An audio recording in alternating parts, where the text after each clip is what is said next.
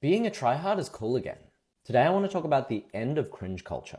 When you strip away the more experimental aesthetic codes of Gen Z, what you're left with is actually an incredibly conservative generation. Not necessarily politically, but socially and behaviorally. That's actually our fault. One of the core reasons is that we made them live their formative years under the oppressive gaze of cringe culture.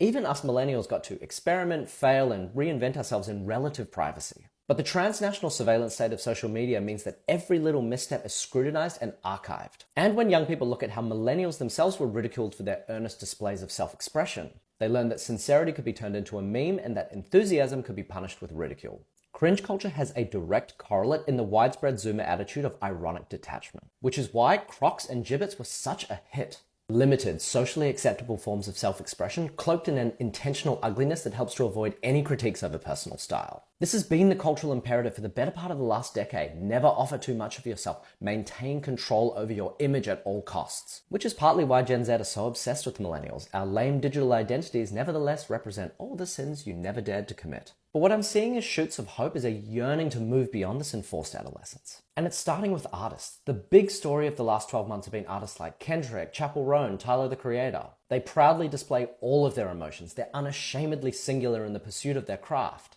and ferociously critical of people who aren't here because they love it. It's also why Timothée Chalamet's acceptance speech for the SAG Award was such a powerful moment. It was a direct challenge to this culture of imposed disaffection and a clear statement. I've worked for this, I deserve to be rewarded, and I want more. This is all happening just as brands are starting to coalesce around this digital tone of voice of the disaffected, chronically online teenager. My friends, the well has run dry. Stop trying to pretend like you are just like everyone else. Show me things that are fucking awesome, that you put a lot of effort into. And show me the people and the passion that went into creating something special. When you talk like this, you actually feed into the culture of surveillance. It's a new day. Don't kill the part of you that's cringe. Kill the part of you that cringes.